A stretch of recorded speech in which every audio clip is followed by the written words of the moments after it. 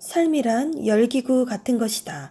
더 높이 올라가고 싶을수록 짐을 더 줄이고 상승을 방해하는 것들을 몽땅 내던져 버릴 줄 알아야 한다.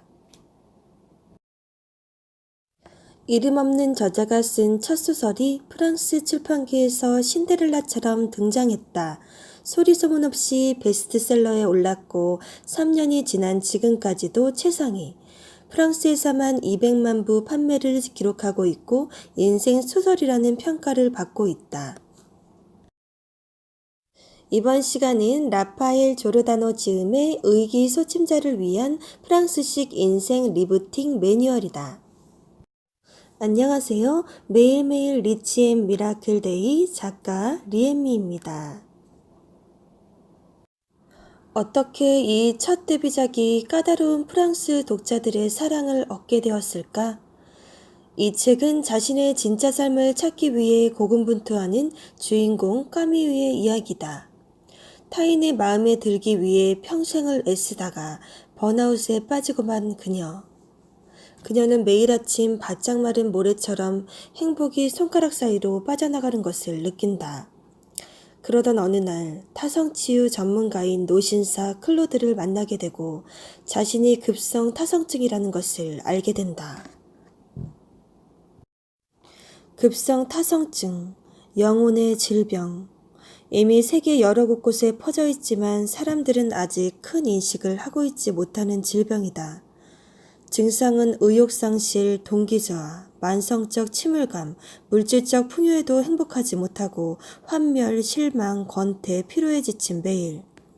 더 무서운 것은 이런 비관적 성향이 전염병처럼 퍼지고 공허감이 쓰나미처럼 덮치고 끔찍한 우울감이 태풍처럼 휘몰아칠 수 있는, 그리고 얼마 가지 않아 집단 내의 미소 같은 것은 사라지게 될 수 있는, 마치 나비효과처럼 파장이 퍼지면 퍼질수록 삶의 의미는 물론 한 국가 전체가 활력을 잃을 수도 있는 아주 심각한 마음의 병이다. 해결책은 꾸준한 마음의 단련이다. 행복할 수 있는 능력도 근육 단련하듯이 매일매일 훈련해야 하는 것이다. 그 뒤 까미유는 자신의 질병에 맞서게 되었고 뭔가 상황을 변화시켜야 한다는 것을 알게 된다. 하지만 어디서부터 어떻게 시작해야 할지 몰라 타성치유 전문가인 클로드를 다시 만나기로 결심한다. 클로드는 한 단계 한 단계씩 한 걸음 한 걸음씩 작은 변화부터 시작해야 한다고 말한다. 그리고 이렇게 덧붙였다. 삶에서 변화시키고 싶은 것 전부를 구체적으로 써보겠어요? 아주 하찮은 것부터 매우 중요한 것까지 전부 다요. 너무 많다고 실망하지 마세요. 자기 삶의 부정적인 면들을 전부 종이 위에 써낼 수 있다는 것도 굉장한 용기입니다. 오히려 마음껏 자랑스러워 하세요.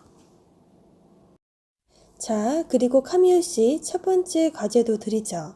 첫 번째 과제는 자신이 변할 수 있다고 믿는 것입니다.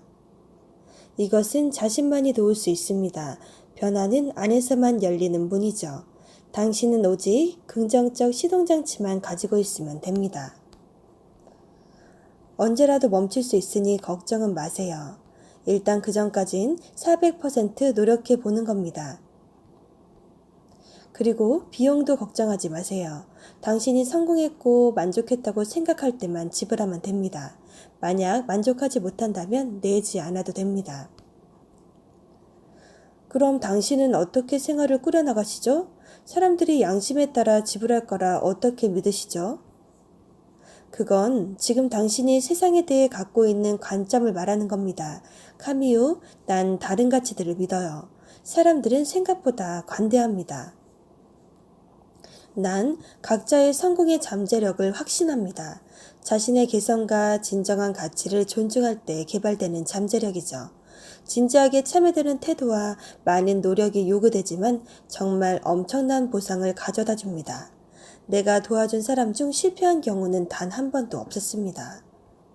자, 그럼 첫 번째 과제를 해보면서 변화에 대해 충분히 생각할 시간을 드리죠. 그 뒤 돌아왔어도 클로드가 한 말들이 머릿속에 맴돌았다. 우리 각자는 인생에 대한 의무를 가지고 있어요. 자기 자신을 아는 것, 시간이 한정되어 있음을 의식하는 것, 삶 속에 적극적으로 뛰어들어서 의미 있는 것을 선택하는 것, 특히 자신의 재능을 낭비하지 않는 것. 카미유, 자아실현은 언제나 절박한 일이에요. 며칠을 생각하고 난 마음 먹었다. 시도해보기로. 더 이상 잃을 게 없었다. 자, 그럼 카미유 씨, 집으로 돌아가셔서 첫 번째 메시지를 기다리세요. 난 며칠째 우편함을 보며 첫 번째 메시지를 애타게 기다렸다. 드디어 그렇게도 기다리던 편지가 왔다. 그 안엔 하얀 연꽃 모양의 목걸이와 손편지가 들어있었다. 하얀 연꽃은 환영과 격려의 표시예요. 앞으로 단계마다 흰색, 노랑, 초록, 보라, 최종 단계 검은색까지 다른 색깔들의 연꽃을 발견하게 될 겁니다. 그리고 훈련은 이미 시작되었습니다. 첫 번째 교육의 메시지는 절대로 기다림과 수동성 안에 머무르지 말 것이었습니다. 당신은 자신의 삶을 움직일 수 있는 유일하고도 특별한 사람입니다. 나는 안내자일 뿐이죠. 나는 나의 삶과 행복에 대해 책임을 가진 유일한 사람이다. 자, 이제 첫 번째 임무를 드리죠. 첫 번째 임무는 여백 만들기 작전, 안과 밖 모두 청소하기입니다. 우선 당신이 맺고 있는 관계들과 당신의 일상 속에서 해롭고 불쾌하고 긴장하게 만든다고 생각되는 것들을 모두 찾아내 보세요. 그리고는 가능한 모든 방법을 동원해서 당신의 내면을 개선시키세요. 내적인 청소인 셈이죠. 나는 그걸 인성보호 운동이라고 부른답니다. 동시에 생활환경도 청소하세요. 당신의 집에서 불필요한 물건을 적어도 10개 이상 버리고 집안의 물건들을 모두 정리하고 분리하는 겁니다. 그런 다음 결과물들을 사진 찍어서 보내주세요. 2주의 시간을 드리죠. 물론 그동안에도 조언이 필요하다면 언제든지 가능합니다. 청소라니, 집안일도 회사일도 바빠서 숨쉬기도 힘들 지경인데 난 당황해서 문자를 했다. 안녕하세요. 여백 만들기 임무는 내게 너무 어려운 것 같아요. 일하고 아이를 돌보느라 정말 시간이 없어요. 어떻게 하면 좋을까요? 그 문자에 대한 답은 그날 늦은 시간이 돼서야 메일로 왔다. 친애하는 까미유, 시간 자체는 문제가 안 됩니다. 정작 문제되는 것은 당신의 생각이지요. 만일 시간이 문제라고 생각한다면 그 순간부터 정말로 시간이 문제가 될 거예요. 반대로 당신이 그 일을 해낼 수 있을 거라고 확신한다면 실제로 그렇게 할 수 있는 많은 가능성들이 틀림없이 주어질 겁니다. 한번 시도해 보세요. 당신의 뇌는 당신의 선택하는 쪽을 믿는다는 걸 보게 될 테니까요. 꼭 기억하세요. 에너지가 에너지를 부른다는 것을요.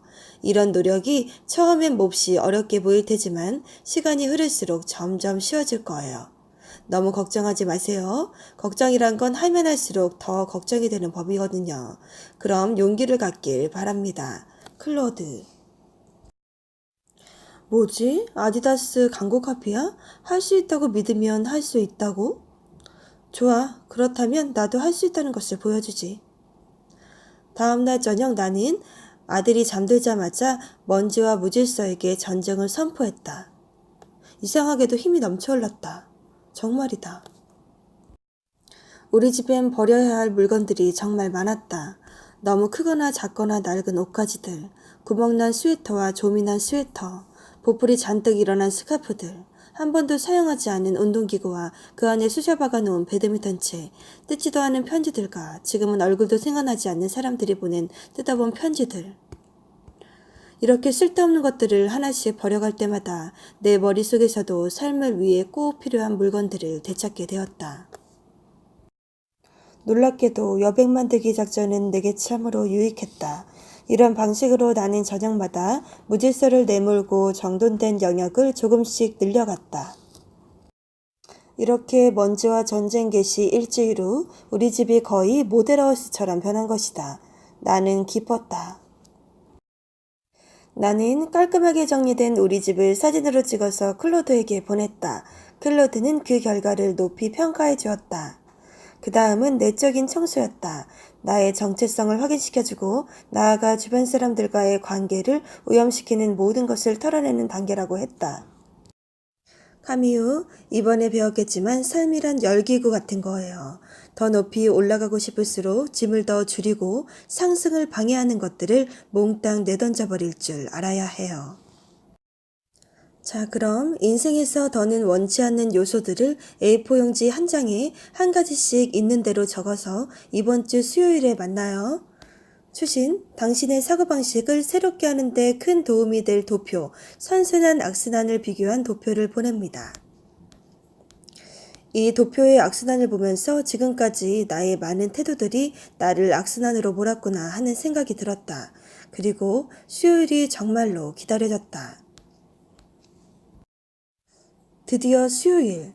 약속 장소는 나의 오감을 즐겁게 해주는 정말 아름다운 식물원이었다. 소풍온 기분을 느끼고 있을 때 곧 클로드가 다가왔다.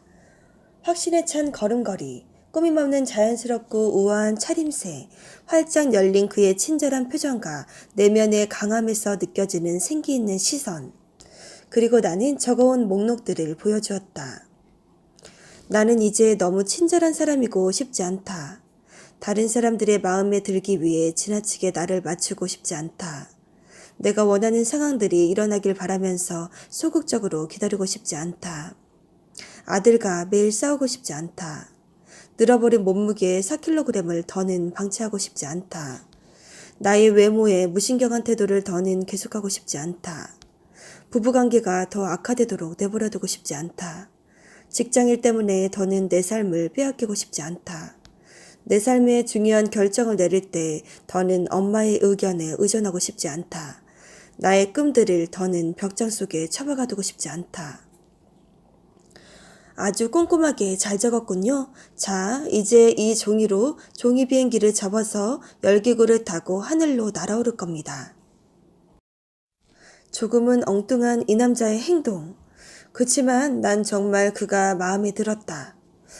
열기구가 올라가니 조금 긴장이 되었다. 잠시 후에 당신의 기분을 묘사할 수 있도록 지금 느껴지는 모든 감각에 집중해 보세요. 허공에 떠있는 경험은 매우 강렬했다. 눈물이 차오를 정도로 아름다웠다.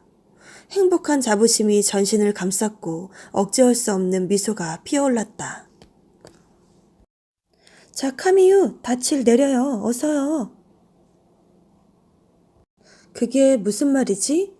곧 클로드가 설명하기 시작했다. 긍정의 닷내리기 원칙. 삶에서 강렬한 만족을 느끼는 순간을 만났을 때 언제라도 그 느낌을 기억하도록 뇌에 새겨두는 기법.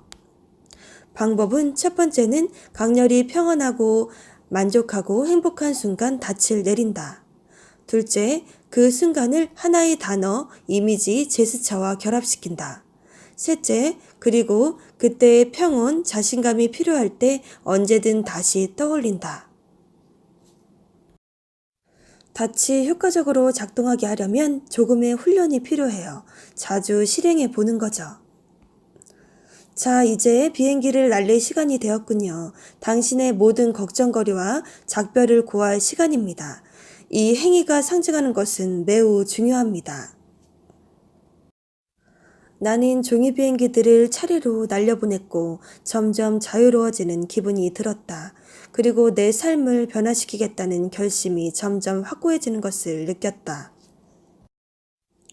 그래, 잘 가. 내 걱정거리들아. 영원히 안녕. 자신에 대해 확신을 갖는 게 중요해요. 자신감 근육을 튼튼하게 하는 가장 좋은 방법은 당신이 스스로에게 베스트 프렌드가 되어주는 거죠. 자신의 가치를 높이 평가하고 자신에게 연민을 갖고 또 자신에게 관대해져야 해요. 그리고 자신을 인정한다는 표시를 가능한 더 많이 해줘야 하죠. 약속할 수 있죠? 자, 다음 주에는 당신의 장점들을 모두 나열해서 내게 보내도록 해요. 당신이 잘하는 것, 인생에서 가장 성공적인 경험들 모두 할 수 있겠죠? 처음엔 조금 어려울 수 있어요. 하지만 당신의 뇌를 훈련할수록 점점 더 쉬워질 겁니다. 그리고 클로드가 작은 상자 하나를 주었다. 그 속엔 예쁘고 노란 연꽃 펜던트가 있었다. 어느덧 두 번째 단계에 온 것이다. 내 목걸이에는 이제 두 송이의 연꽃이 피었고 내 안엔 굉장한 자부심이 솟구쳤다. 그때 클로드가 종이 쪽지를 지어주며 급하게 가버렸다. 얼마나 이상한 남자인가. 모든 것은 변한다. 더는 지금 모습으로 존재하지 않기 위해서가 아니라 아직 되어보지 않은 모습으로 존재하기 위해서. 에픽테투스가 한 말이죠. 카미우, 당신이 되고 싶은 카미우는 어떤 모습인가요? 그 초상화를 그려보겠어요? 곧 다시 만나요. 자, 지금까지 의기소침자를 위한 프랑스식 인생 리부팅 매뉴얼 일부 영상이었습니다. 타성치유 전문가인 노신사 클로드를 따라가다 보면 인생이 술술 풀릴 것 같은 느낌. 여러분은 그런 느낌 안 드셨나요? 자, 다음부터는 어떤 내용이 계속될지 2부를 계속 올리겠습니다. 지금까지 영상 함께 해주셔서 감사드리고요. 자, 다음 시간에 뵙겠습니다. 감사합니다. 편안한 시간 보내세요.